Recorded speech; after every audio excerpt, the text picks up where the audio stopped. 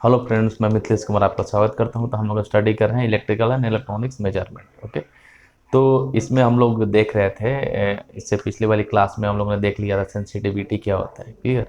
इसके बाद हम लोग ने देख लिया था आपका डेड जोन, डेड टाइम, ठीक है, रिजोल्यूशन क्या होता है, थ्रेशोल्ड वैल्यू क्या होती है, ठीक है। तो इसी में एक इम्पॉर्टेंट टॉपिक है हिस्टेरिसिस कर्व, ठीक है। हिस्टेरिसिस कर्व के बारे में देखेंगे। ऐसे तो ये अगर हम लोग बात करें तो इलेक्ट्रिकल मशीन एक इलेक्ट्रिकल में सब्जेक्ट है, उसका एक मतलब उसमें बृहद डिटेल में पढ़ेंगे। लेकिन यहाँ पे मेजरमेंट सिस्टम में भी है, तो यहाँ पे हम लोग पूरा मतलब इसके बारे में स्टडी करेंगे, ठीक। जब भी आप इलेक्ट्रिकल मशीन में आप इसके बारे में और भी बृहद डिटेल में आप स्टडी करोगे हिस्टेरिसिस लूप के बारे में, ठीक है। बट यहाँ भी आपका मेजरमेंट सिस्टम के अंदर भी हिस्टेरिसिस लूप है, तो यहाँ पे भी हम लोग वन बाई वन करके इसके बारे में डिस्कस करेंगे, ठीक है। मशीन में और ज़्यादा ब्रीफ में इसके बारे में आप लोग स्टडी करोगे, ठीक है, क्योंकि इस पे बहुत सारे इंपॉर्टेंट ऑब्जेक्टिव क्वेश्चन भी आते हैं, ठीक है। तो यहाँ पे हम लोग देख रहे हैं कि अब हम लोग स्टैटिक्स देख रहे हैं, तो उसी के अंदर मेरा देखना है कि हिस्टेरिसिस कर्व क्या होता है, हिस्टेरिसिस लूप क्या होता है, क्लियर। तो सबसे पहले इसका एक सिंपल सा एग्जांपल देखते हैं एग्जांपल या डिफिनीशन इसका क्या है, सिंपल सा। It is a phenomena which shows different output, ठीक है। ये एक तरीके का फिनोमिना है, ठीक है, एक तरीके का घटना है जो क्या करता है कि डिफरेंट तरीके के आउटपुट इफेक्ट को शो करता है, डिफरेंट आउटपुट इफेक्ट, ठीक है, व्हेन लोडिंग एंड अनलोडिंग, ठीक है। जब भी आपका लोडिंग और अनलोडिंग का कंडीशन होता है तो आपका जो इस तरीके का हिस्टेरिसिस कर्व है, ठीक है, वो क्या करेगा कि डिफरेंट आउटपुट शो करेगा, ठीक है, डिफरेंट आउटपुट शो करेगा। और इसी को हम लोग बोलते हैं हिस्टेरिसिस कर्व। फिर से देख लीजिए, it is a phenomena which shows different output effect.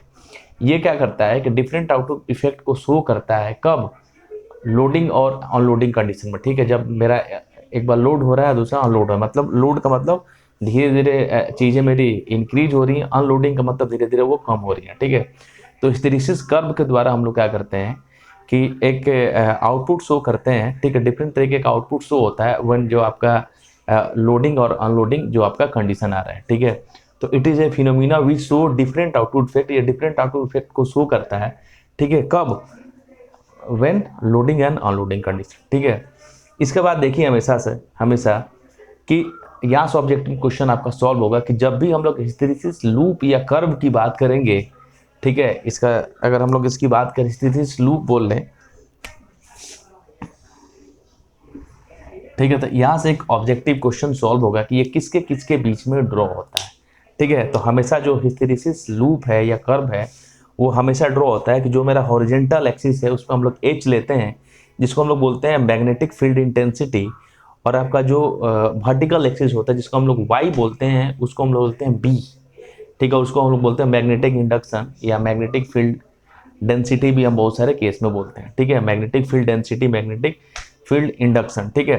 तो ये जो आपका हिस्टेरिसिस कर्व है वो किसके किस में बीच में ड्रॉ हो रहा है, बी एंड एच के बीच में आपका क्या हो रहा है, ये ड्रॉ हो रहा है, इसलिए इसको बी एच कर्व भी बोलते हैं।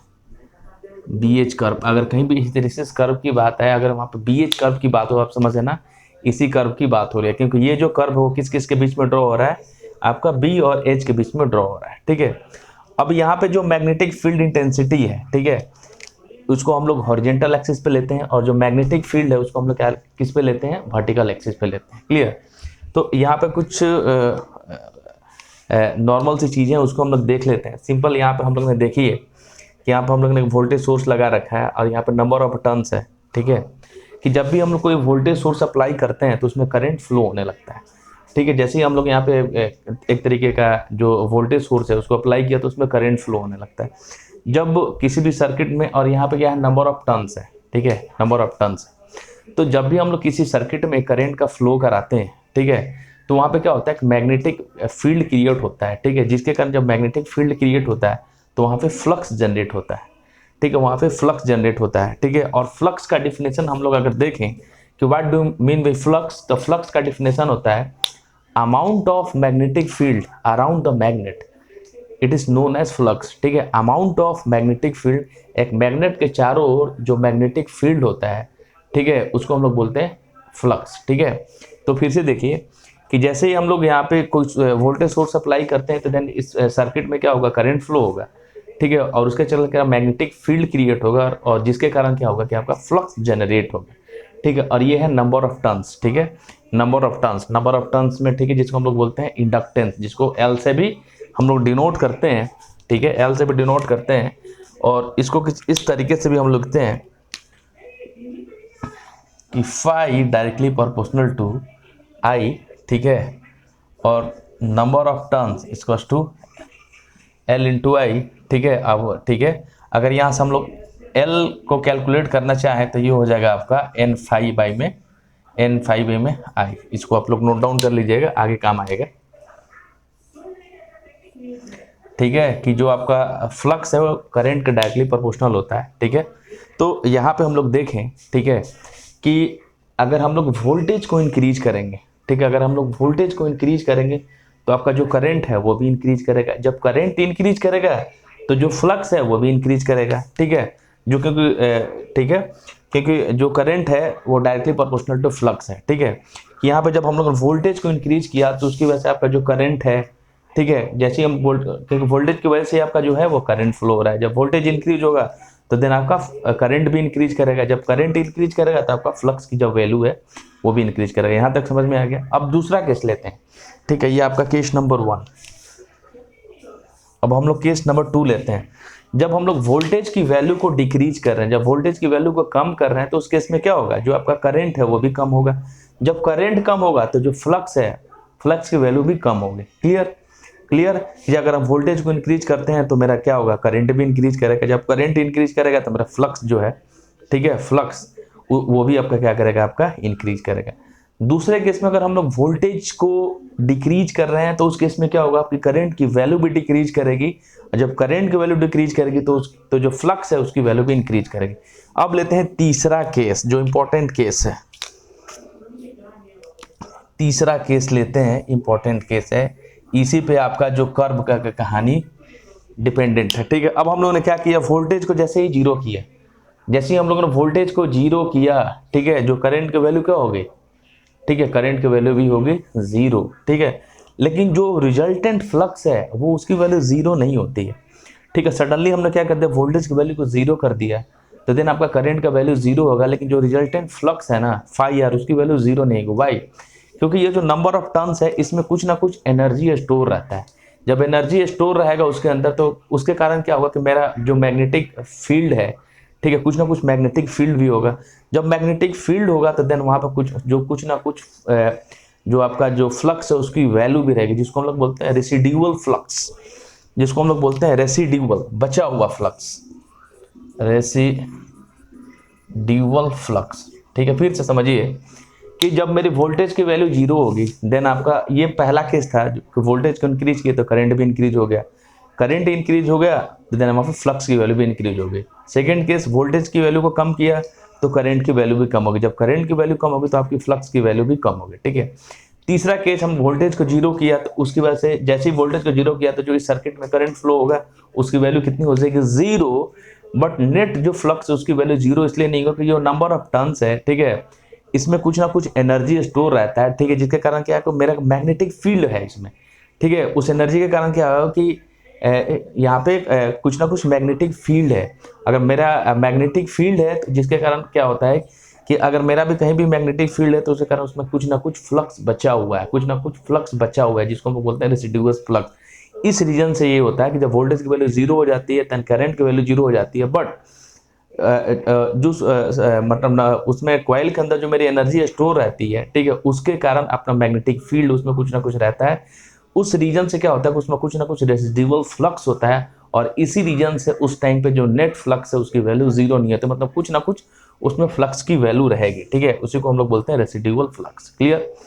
अब हम लोग बात करते हैं हिस्टैरिसीस लूप का। तो हमेशा ध्यान रखिएगा कि जो हिस्टैरिसीस लूप है उसको उसमें हमेशा हम लोग फेरोमैग्नेटिक मटेरियल यूज करते हैं। जब भी आप एक सब्जेक्ट है इलेक्ट्रिक मटेरियल, उसमें आप स्टडी करोगे तो यहाँ से एक क्वेश्चन आपका ऑब्जेक्टिव सॉल्व होता है कि हिस्टैरिसीस लूप के लिए हम लोग कौन सा मटेरियल यूज करेंगे, हिस्टैरिसीस लूप या कर्व के लिए। तो हमेशा आप लोग ध्यान रखना कि इसमें हम लोग हमेशा फेरोमैग्नेटिक मटेरियल यूज करते हैं। ठीक है, वाई?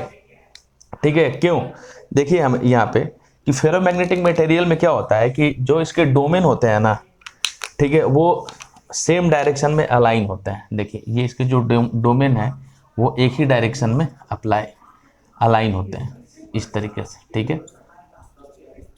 ठीक है, अगर हम लोग बात करें ये आपका फेरोमैग्नेटिक मटेरियल में इसके जो डोमेन है, ठीक है, जब इन पे कोई भी अगर मतलब कि सोर्स अप्लाई किया जाता है तो वो एक ही डायरेक्शन में क्या करेंगे, मूव करेंगे। एक ही डायरेक्शन में जितने के जितने डोमेन है वो एक ही डायरेक्शन में मूव करेंगे। उसका एग्जांपल देते हैं कि मान लीजिए एक बड़ा सा घर है जिसमें 20 मेंबर है, ठीक है, उसमें ठीक है, अब यहाँ पे देखिए ये जो डोमेन है वो अलग अलग डायरेक्शन में रीअरेंज है, लेकिन जैसे ही हम इसमें कोई सोर्स अप्लाई करेंगे, फेरोमैग्नेटिक मटेरियल का एक खासियत है कि इसके जो डोमेन है वो सारे डोमेन जो है यहाँ से एक डायरेक्शन में क्या हो जाएंगे, अलाइन हो जाएंगे, ठीक है, अलाइन हो जाएंगे। तो मतलब ठीक है, और यहाँ पर देखिए ये अलग अलग डायरेक्शन में अलाइन है, लेकिन जैसे ही इसमें कोई हम लोग सोर्स अप्लाई करेंगे, वोल्टेज सोर्स, तो एक ही डायरेक्शन में क्या होंगे, अलाइन हो जाएंगे। जैसे हम मान लो कि एक बहुत बड़ा घर है जिसमें 25 मेंबर है, 5, ठीक है, उसमें हमेशा कुछ ना कुछ खटपट चलती रहा आपस में, लोगों के बीच में, मतलब कुछ ना कुछ है, एक दूसरे से नाराज है, लोग किसी से बात नहीं कर रहे, किसी का खाना अलग बन रहा है, किसी और का खाना अलग बन रहा है। लेकिन जैसे ही किसी और घर के साथ कभी झगड़ा लड़ाई होता है ना, तो क्या होगा कि पूरा का पूरा जो घर का 25 मेंबर है ना, आपस में कुछ भी खटपट चल रहा है उस घर के अंदर, ठीक है, तो जैसे ही दूसरे घर से लड़ाई होगा ना, वो सब क्या हो जाएंगे, एक साथ भिड़ जाएंगे उस दूसरे वाले के साथ। मतलब ठीक है, मतलब घर में वो किसी भी तरीके से डीअरेंज हो, लेकिन जैसे ही दूसरे घर के साथ लड़ाई हुआ, सारे के सारे मेंबर एक ही डायरेक्शन में अलाइन हो जाएंगे और एक साथ मिलकर दूसरे वाले का क्या करेंगे, अपोज करेंगे, ठीक है, उसके साथ वो फोर्स लगाएंगे, ठीक है।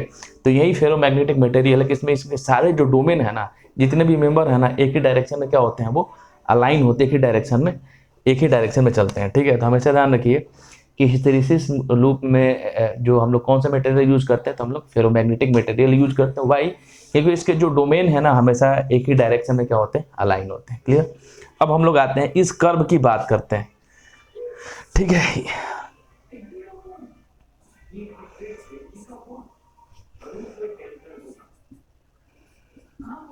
ठीक है, अब हम लोग इस कर्व की बात करते हैं। तो हमेशा ध्यान रखिए कि जो भी मेरा इस तरह का हिस्टैरिसीस लूप है, वो आपके किसके बीच में ड्रॉ किया जाता है, वो ड्रॉ किया जाता है आपका H एंड B के बीच में। H आपका क्या है, मैग्नेटिक फील्ड इंटेंसिटी है, और आपका B क्या है, मैग्नेटिक इंडक्शन है, ठीक है। अगर यहाँ पे देख लीजिए कि अगर हम लोग बात करें, ठीक है, B, तो B बराबर होता है फाई अपॉन में A, ठीक है। और हमेशा देखिए कि फाई की जो यूनिट होती है वो वेबर होती है, और एरिया का जो यूनिट होता है वो क्या होता है, आपका मीटर स्क्वायर। तो बी आपका क्या हो गया, इसका यूनिट हो गया वेबर पर मीटर स्क्वायर, इसको ध्यान में रखिए, ठीक है, वेबर पर मीटर स्क्वायर, ठीक है। And B directly proportional to phi, जो कि मैंने लिख रखा है। क्लियर? अगर हम लोग इसकी बात करें, ठीक है, तो यहाँ पे इसको हम लोग लिख सकते हैं, इसको हम लोग लिखते हैं HI/L, ठीक है, HI/L, ठीक है। और इसकी जो यूनिट होती है वो होती है एम्पियर टर्न, ठीक है, एम्पियर टर्न, ठीक है, एम्पियर टर्न, ठीक है, इसकी बोलते हैं, ठीक है। तो यहाँ पे देखिए, और H directly proportional to I। Clear? तो इस तरीके का जो हिस्टैरिसीस लूप है वो किसके बीच में ड्रॉ किया जाता है, हॉरिजॉन्टल एक्सिस पे आपका H होता है, और वर्टिकल एक्सिस पे क्या होता है, आपका B होता है। H is directly proportional to I and B is directly proportional to phi. Clear है यहाँ पे? और जो हिस्टैरिसीस लूप है किस चीज़ को शो करता है, ये डिफरेंट तरीके के आउटपुट को शो करता है लोडिंग और अनलोडिंग के केस में। जब आपका लोडिंग हो रहा है उस तरीके से कुछ और आउटपुट इफेक्ट को शो करेगा, जब अनलोडिंग हो रहा है तो कुछ आउटपुट इफेक्ट को शो करेगा, ठीक है। तो अब देख लें यहाँ पे सिंपल ये कर्व कैसे ड्रॉ हो रहा है, ठीक है, आप लोग थोड़ा सा ध्यान दीजिएगा, ठीक है, बहुत इजी वे में आपको समझ में आ जाएगा। क्लियर? ये है आपका। अब यहाँ पे देखिए हम लोग इसको थोड़ा सा मैं इसको इरेज कर देता हूँ कि और आपको थोड़ा सा समझने में ज़्यादा ये होगा, ठीक है। तो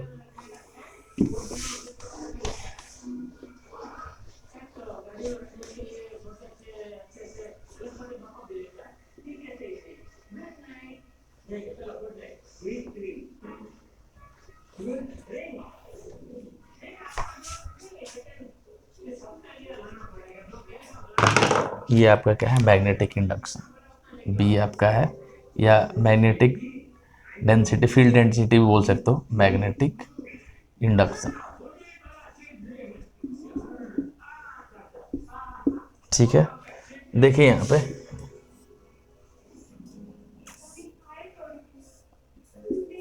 प्लस का H, माइनस का H, प्लस का B, माइनस का B, directly proportional to I और डायरेक्टली प्रोपोर्शनल टू फाई। ठीक है, तो देखिए यहाँ पे, तो जैसे जैसे हम लोग H की वैल्यू को बढ़ाते हैं, ये आपका यह ओरिजिन है, जैसे जैसे हम लोग H की वैल्यू को बढ़ा रहे हैं, H की वैल्यू को बढ़ा रहे हैं, ठीक है, वैसे वैसे जो आपका B है वो भी इंक्रीज हो रहा है। ठीक है, कहने का मतलब ये है कि जैसे जैसे हम लोग H की वैल्यू को बढ़ा रहे हैं, ठीक है, जैसे जैसे हम लोग H की वैल्यू को बढ़ा रहे हैं, आपका B भी क्या हो रहा है, इंक्रीज हो रहा है। ठीक है, B भी आपका क्या हो रहा है, जब आप हम लोग H की वैल्यू को बढ़ा रहे हैं ना, H की वैल्यू, ठीक है, जैसे जैसे हम लोग करंट की वैल्यू को बढ़ा रहे हैं, तो क्योंकि H is directly proportional to I, ठीक है, तो वैसे वैसे जो फ्लक्स है वो फ्लक्स की वैल्यू भी इंक्रीज, मतलब भी इंक्रीज हो रहा है। ठीक है, तो यहाँ पे देखिए जैसे जैसे हम लोग H को बढ़ा रहे हैं, ठीक है, जैसे जैसे हम लोगों ने H को बढ़ाया वैसे वैसे आपका जो B है वो भी आपका इंक्रीज होना चालू हो गया। एक पॉइंट वैसा ऐसा आ गया, एक पॉइंट ऐसा आ गया जहाँ पे हम लोग H को बढ़ाते जा रहे हैं बट B की वैल्यू नहीं बढ़ रही है।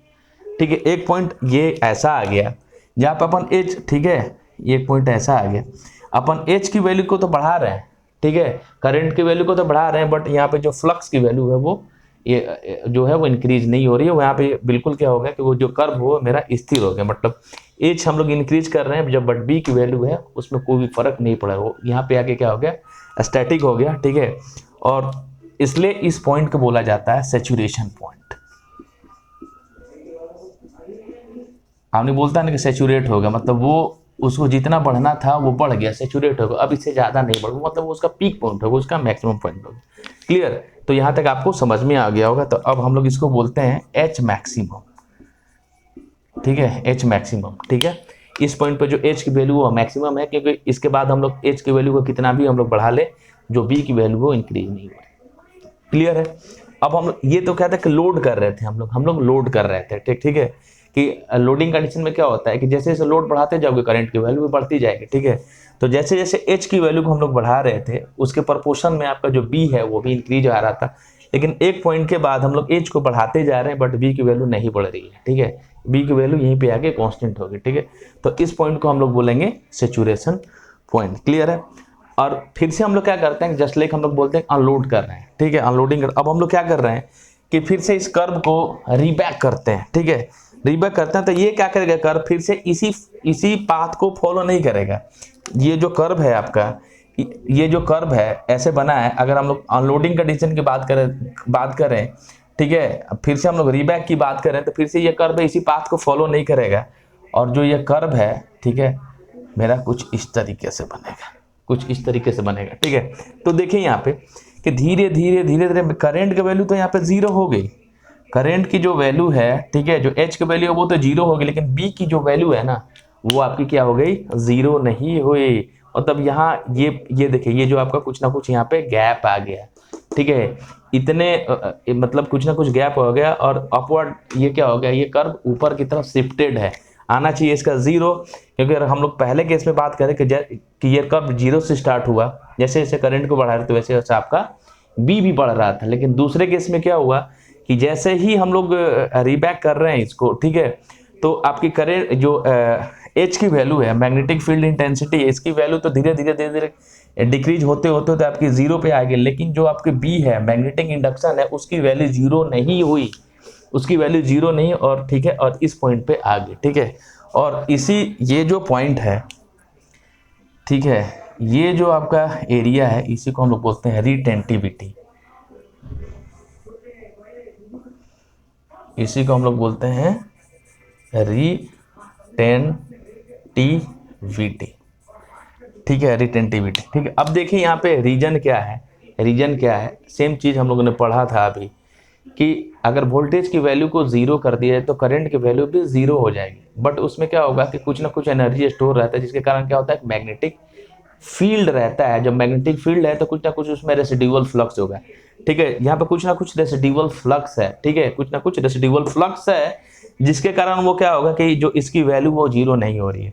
दूसरा रीजन, ठीक है, कि हम लोग यहाँ पे फेरोमैग्नेटिक मटेरियल यूज कर रहे हैं, तो मैंने क्या बोला कि फेरोमैग्नेटिक मटेरियल में सारे डोमेन अरेंज है एक ही डायरेक्शन, ठीक है, इस केस में। और जैसे ही ये हम लोगों ने क्या किया, इस कर्व को रीबैक किया, ठीक है, तो जो ये जो डोमेन है, ठीक है, वो ठीक है, सडनली क्या होंगे, वो सडनली क्या होंगे, इस डायरेक्शन में हो जाएंगे, ठीक है, इस डायरेक्शन में होंगे। तो सारे के सारे डोमेन जो है ना वो अलाइन नहीं हो पाएंगे, जितने डोमेन थे वो सारे के सारे डोमेन अलाइन नहीं हो पाएंगे, जिसके कारण भी ये जो कर्व है ना वो इस जीरो पोजीशन पे यहाँ पे शिफ्ट नहीं होगा, जीरो पे शिफ्ट नहीं होगा, दोनों रीजन, ठीक है, क्लियर। अब देखिए, अब मेरा काम ये है कि कैसे भी करके इस कर्व को जीरो पे लेके आना है, ठीक है, इस कर्व को हमको कैसे भी करके जीरो पे लेके आना है, ठीक है। तो हम लोग फिर से क्या किए, ठीक है, हम लोग क्या किए कि h को हम लोग फिर से बढ़ाना चालू किए, किधर, माइनस की तरफ से। माइनस मतलब हम लोगों ने क्या किया कि पोलैरिटी चेंज कर दिया, पोलैरिटी को हम लोगों ने क्या कर दिया, रिवर्स कर दिया। पोलैरिटी को क्या कर दिया, पहले प्लस से माइनस था, आप क्या कर दिया, माइनस से प्लस कर दिया, ठीक है। तो देखिए यहाँ पे, तो आपका जो कर्व है कुछ इस तरीके से बनेगा,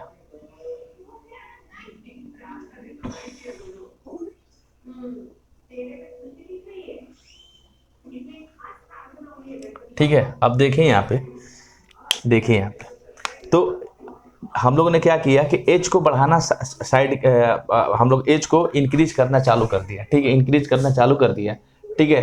तो मेरी जो बी की वैल्यू है वो तो जीरो होगी, मेरी बी की वैल्यू तो जीरो होगी, लेकिन मेरा एच जो है, एच की वैल्यू माइनस की तरफ क्या होगी, शिफ्ट हो गई, माइनस की तरफ शिफ्ट हो गई, ठीक है। तो मेरा आपका एच जो यहाँ जीरो पे था उसकी वैल्यू यहाँ पे माइनस से माइनस की तरफ क्या होगी, शिफ्ट होगी, और यहाँ पे जो बी है वो तो क्या होगा, आपका जीरो हो गया, ठीक है। फिर यहाँ पे ये गैप आ गया, फिर यहाँ पे एक गैप आ गया, ठीक है, और इसी गैप को हम लोग बोलते हैं कोरिसिविटी, कोरिसिविटी, ठीक है, कोरिसिविटी, ठीक है। हम लोग फिर क्या करते हैं कि हम लोग फिर क्या करते हैं कि h के वैल्यू को हम लोग क्या करते हैं, h की वैल्यू को फिर से हम लोग बढ़ा रहे हैं, h की वैल्यू को हम लोग फिर क्या करते हैं, बढ़ाना चालू करते हैं, ठीक है, h की वैल्यू को हम लोग फिर से हम लोग बढ़ा रहे हैं, h की वैल्यू को फिर बढ़ा रहे हैं, ठीक है। तो हम लोग देख रहे हैं कि एक पॉइंट ऐसा आया जहां पे हम लोग h की वैल्यू को नेगेटिव डायरेक्शन में बढ़ा तो रहे हैं, बट v की वैल्यू क्या हो रही है, वहां पे v की वैल्यू वहां पे कांस्टेंट हो गई, वहां पे इंक्रीज नहीं हो रही है, ठीक है। तो ये इसका क्या हो जाएगा, माइनस, ये आपका पॉइंट क्या हो जाएगा, मैक्सिमम पॉइंट हो जाएगा, ठीक है। फिर से हम लोग क्या करते हैं कि h की वैल्यू, फिर हम लोग क्या करते हैं कि जो h है अपना, ठीक है, उसको हम लोग क्या करते हैं कि अपना पॉजिटिव डायरेक्शन में हम लोग चलते हैं। फिर से हम लोग h की वैल्यू को क्या करते हैं कि पॉजिटिव डायरेक्शन में चलते हैं। तो हम लोग देखते हैं कि कर्व के अंदर कुछ ना कुछ चेंजेस हो रहा है, कर्व के अंदर कुछ ना कुछ चेंजेस हो रहा है, और जो मेरा कर्व है ना, जो मेरा कर्व है वो धीरे धीरे धीरे धीरे मेरा क्या कर रहा है, कुछ ना कुछ रिस्पॉन्स कर रहा है, ठीक है, मेरा कुछ ना कुछ रिस्पॉन्स कर रहा है, ठीक है, रिस्पॉन्स कर रहा है। फिर इस पॉइंट पे जो कर्व की वैल्यू कितनी आ गई, यहाँ पे, ठीक है, यहाँ पे आ गई। यहाँ पे h की वैल्यू तो जीरो है, ठीक है, लेकिन जो आपका b है उसका वैल्यू जीरो नहीं है। सेम चीज कि इसके अंदर जो डोमेन है वो सही तरीके से अलाइन नहीं है, या दूसरी बात में बात कर लीजिए कि जो मैग्नेटिक फील्ड के कारण जो फ्लक्स है, ठीक है, वो पूरा का पूरा फ्लक्स जो है वो जीरो नहीं होगा, ठीक है, उसमें कुछ ना कुछ रेसिडुअल फ्लक्स रह जाएगा, ठीक है। और देन फिर से हम लोग h की वैल्यू को हम लोग बढ़ा रहे हैं, तो मेरा कुछ इस तरीके का आपका ये ग्राफ मिलेगा, ठीक है। और इसी ग्राफ को हम लोग बोलते हैं आपका हिस्टैरिसीस लूप या हिस्टैरिसीस कर्व, ठीक है। हमेशा ध्यान रखिएगा कि जितना ज़्यादा इस कर्व का एरिया होगा उतना ज़्यादा आपका लॉस होगा, जितना ज़्यादा इस कर्व का एरिया होगा उतना ज़्यादा आपका क्या होगा, लॉस होगा। इसलिए हम लोग कोशिश करते हैं कि जो एरिया हो वो 3 हो, जब एरिया 3 होगा तो मेरा लॉस भी क्या होगा, कम होगा। तो यहाँ से क्वेश्चन पूछा जा रहा है कि अगर हिस्टैरिसीस लूप का एरिया है वो ज़्यादा हो तो लॉस कम होगा या ज़्यादा होगा, ठीक है। तो जो हिस्टैरिसीस लूप का एरिया अगर अपन ज़्यादा हो तो वहाँ पे लॉस भी क्या होगा, ज़्यादा होगा। अगर ये एरिया जो है वो थिन होगा, पतला होगा, तो देन मेरा वहाँ पे लॉस भी क्या होगा, कम होगा। क्लियर है। तो इस तरीके से ये आपका हिस्टैरिसीस लूप है और बिल्कुल सिंपल सा है। अगर एग्जाम में आता है तो आप इस तरीके से ब्रीफ में आप डिटेल कर सकते हो, ठीक है। थैंक यू दोस्तों, मिलते हैं हम लोग नेक्स्ट सेक्शन में।